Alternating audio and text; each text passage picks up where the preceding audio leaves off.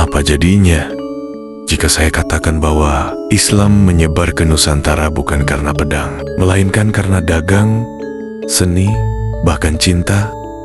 Ya, inilah fakta yang mungkin akan mengejutkanmu. Islam masuk ke Indonesia bukan dengan cara yang kita bayangkan. Sebaliknya, ada rahasia menarik yang selama ini jarang dibahas. Siapakah sebenarnya yang membawa Islam ke Nusantara? Dan bagaimana Islam bisa begitu cepat diterima oleh masyarakat Indonesia? Stay tune, karena jawabannya akan mengubah cara pandangmu terhadap sejarah.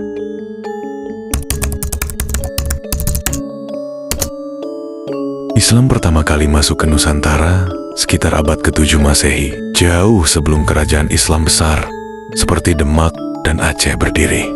Tapi, siapa yang membawanya? Jawabannya adalah para pedagang Muslim dari Gujarat, India, dan Timur Tengah. Mereka tidak hanya membawa barang dagangan seperti kain dan rempah, tetapi juga menyebarkan ajaran Islam melalui interaksi sehari-hari. Pelabuhan Nusantara seperti Malaka dan Aceh adalah pintu gerbang utama. Disinilah para pedagang Muslim bertemu dengan masyarakat lokal, tidak dengan paksaan, tetapi dengan pendekatan persuasif. Islam hadir sebagai gaya hidup baru yang menarik, bukan sebagai ancaman.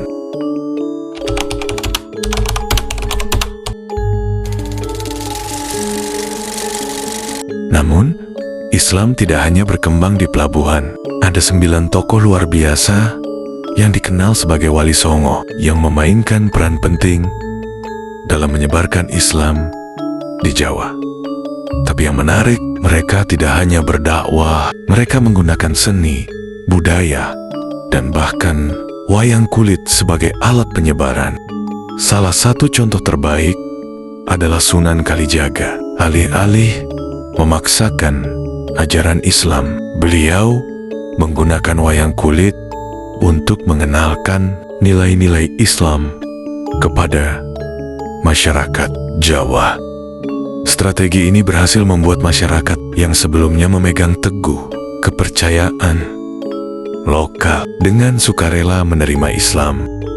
Masjid Demak yang didirikan oleh Wali Songo menjadi bukti nyata bagaimana Islam dipadukan dengan budaya lokal. Bahkan, tiang-tiang masjid ini dibuat dari kayu bekas kapal, simbolisasi harmoni antara Islam dan kehidupan masyarakat Jawa kala itu. Selain seni, ada juga diplomasi pernikahan. Para pedagang Muslim sering menikahi wanita lokal, terutama dari keluarga bangsawan. Dari sini, Islam mulai menyebar ke kalangan elit, hingga akhirnya memengaruhi kerajaan-kerajaan lokal.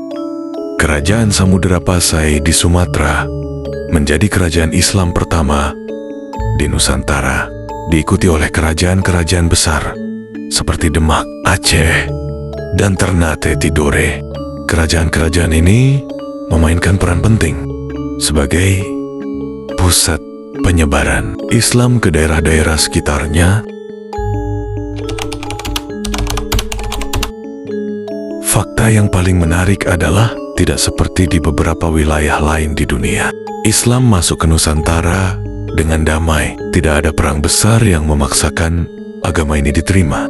Sebaliknya, Islam tumbuh sebagai bagian dari kehidupan masyarakat, menyatu dengan adat istiadat yang sudah ada. Harmoni ini menjadikan Islam di Nusantara sangat unik. Hingga saat ini kita bisa melihat warisan itu dalam tradisi-tradisi lokal yang masih kental dengan nilai-nilai Islam. Nah, itulah fakta menarik tentang penyebaran Islam di Nusantara yang mungkin belum pernah kamu dengar sebelumnya. Islam tidak hanya hadir sebagai agama, tetapi juga membawa budaya baru, seni, dan harmoni yang menyatu dengan tradisi lokal. Apakah fakta ini mengubah cara pandangmu terhadap sejarah Islam di Indonesia? Tulis pendapatmu di kolom komentar, dan jangan lupa untuk like, subscribe, serta share video ini ke teman-temanmu. Sampai jumpa di video selanjutnya.